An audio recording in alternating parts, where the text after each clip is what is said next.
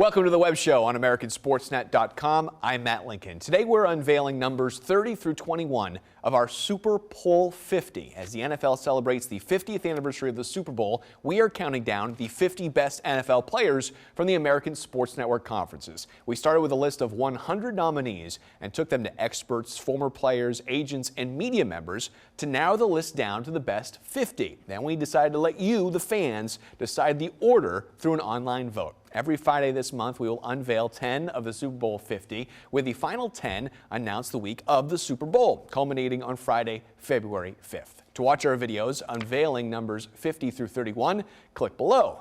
Now let's see the next 10. Eric Davis, 13-year cornerback out of Jacksonville State, won Super Bowl 29 as a member of the San Francisco 49ers, is the leader with 5 straight playoff games with an interception. Number 29, Steve Christie, place kicker from William & Mary, played for the Bucs, the Bills, the Chargers, and the Giants, a member of the Buffalo Sports Hall of Fame, was a member of 2 of the Bills' Super Bowl losing teams in numbers 27 and 28, has a Super Bowl record with 54-yard field goal that he kicked in Super Bowl 28.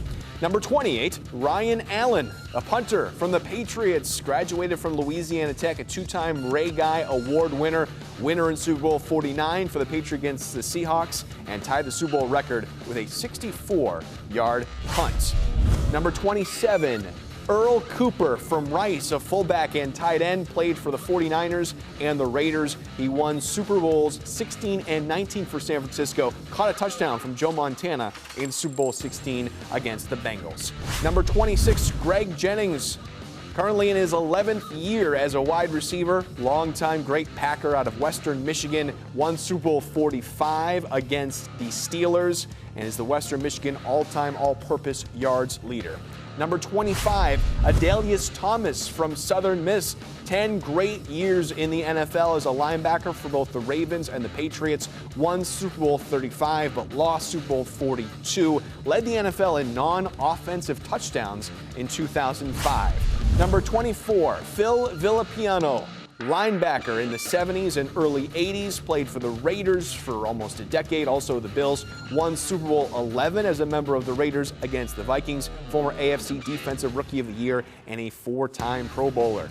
Number 23, Terrell Owens, wide receiver from Chattanooga, one of the best wide receivers of all time, 2nd in receiving yards all time, 3rd in receiving touchdowns, only one Super Bowl appearance for T.O., Super Bowl 39, when he was a member of the Eagles and lost to the Patriots. Number 22, Charles Haley from James Madison, 14 years in the NFL with the Niners and the Cowboys. No one has more rings than Charles Haley. He has 5, winning Super Bowls 23 and 24 with San Francisco, and 27, 28, and 30 with the Cowboys. And number 21, Don Maynard, played for Texas Western, now UTEP, a wide receiver for the New York Titans, which eventually became the New York Jets, was a member of the Super Bowl 3 winning team for the Jets against the Baltimore Colts, and was known as Joe Namath's favorite target, 633 catches and over 11,000 receiving yards. And we're very lucky to be joined by one of the members of our Super Bowl 50, Terrell Owens, one of the best receivers of all time. T.O., thank you so much for joining us. It is Super Bowl time of the year.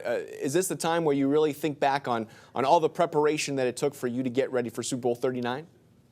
Absolutely. It does bring back some fond memories. I do remember my preparation leading up to the Super Bowl, considering the major injury that I had sustained 6.5, 7 weeks out. And so not only for myself personally, but my teammates, the city of Philadelphia, they were excited about, us getting to the Super Bowl.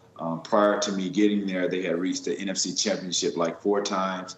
And so we finally had gotten over that hump. And so I know really for myself, really just with what I brought in terms of, my confidence, my swagger to the team, and that really carried them on throughout the playoffs when I didn't play. But again, for me, I wanted to do it for the city of Philadelphia because that's why they brought me there. And so we finally got there, and as you mentioned, we came up just a little bit short.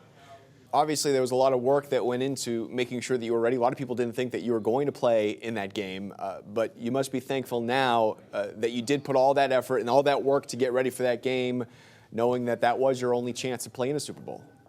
Well, absolutely. And I think, for me, I put first and foremost my faith in God that I would be able to get back on that field and just be able to run around and be able to contribute. As you alluded to, no doctors, nobody ever gave me a chance to get back on that football field to play at the level that I played. So for me, like I said, I did it, for my teammates. That's what I came there to do.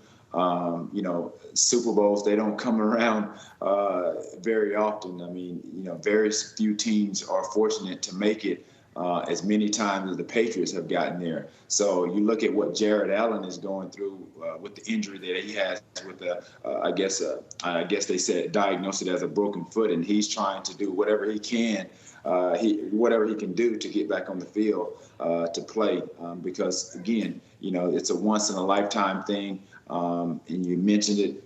I played in that one Super Bowl and I wasn't able to play again. So it's something that a lot of guys, they prepare for, they work hard for throughout the course of their careers, and not many are fortunate enough to make it. So when you get that opportunity, you want to definitely try to make the most of it. Second all-time in receiving yards, third all-time in receiving touchdowns. Certainly, you're a Hall of Famer. This is the first year you're up for it, but I've seen in multiple interviews that you don't care about the Hall of Fame. Why not? Well, that's the thing for me is I never really played, for that accolade in itself, and I understand the magnitude of the Hall of Fame. And for me, I would allow and will allow my body of work to kind of speak for itself. And I say that, nonchalantly, because I know there are politics, to any and everything. And I understand the criteria for a lot of guys that, that are inducted. There's a lot of factors into why guys make it and why they don't make it. I think for me, there's a lot of things that come into question in terms of my character and how there were certain situations that came up and how I handled those things throughout my career. And for me, I was very passionate about what I did. I knew firsthand that, I put in a lot of hard work and I demanded a lot from myself. And for me, I demanded a lot from my teammates. And sometimes that didn't come across as well. I didn't have a lot of tact in terms of really conveying sometimes my thoughts as well as I should have.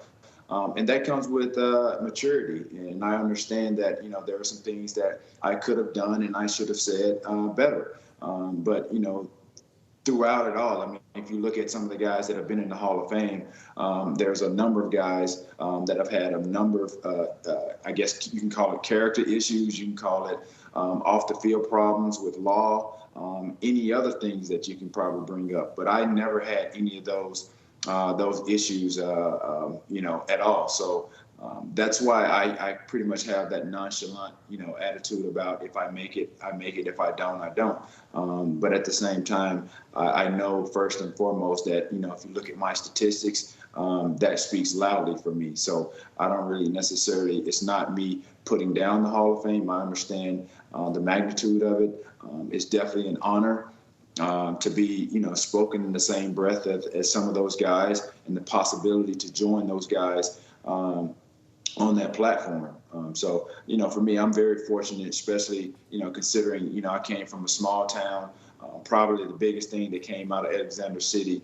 And nobody, in that town, or even probably when I left high school, ever thought that, Terrell Owens would be where he is, statistically in the National Football League, and accomplish some of the things that I have since leaving high school in 1992. So I'm very fortunate. I'm very blessed. And for me, I never thought I would play beyond the collegiate level. So, my story, and if I am to be inducted, it's definitely an inspiration to a lot of kids across the country. I can be sort of that blueprint and that inspiration for those kids that really have dreams to make it to the next level. But those kids that don't, it's really an inspiration for me to motivate them and inspire them to be what you want to be and play any and every sport, because you never know what talents you may discover just by playing just a number of other sports. You say you come from a small town. You came from a small school too, Chattanooga. What was it? I know you started as a basketball player. You ran a lot of track. At what point did you, at any point, come to the realization that football was where you could be great at long term? I really didn't know, really, honestly, until I got drafted. You mentioned I played, a number of sports in high school. I played baseball. I ran track. I played basketball and obviously football. So when I went to UT Chattanooga, it was really kind of a package deal, because they were recruiting the star receiver at our high school, Derek Hall, at the time. And so they offered somewhat of a package deal. I went there. I had no idea, kind of where I was going, but I made the most of my opportunity.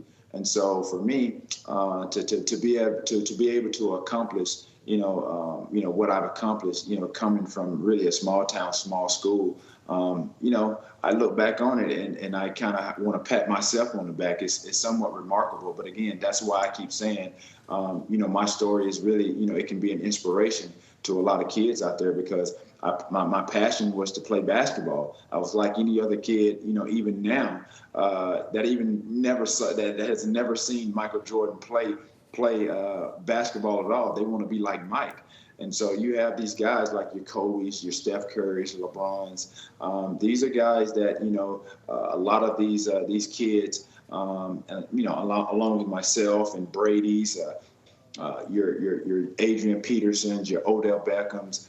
These are guys that these little kids are looking up to. So, we definitely, have our work cut out for us in terms of really being role models, within our team and in the community. So I'm proud to say that, I can be, somewhat of an inspiration to a lot of the kids out there. One of the best receivers of all time. T.O., thank you so much for joining us. All right. Thank you, man. I'll be back next week for the next 10 in our Super Bowl Top 50.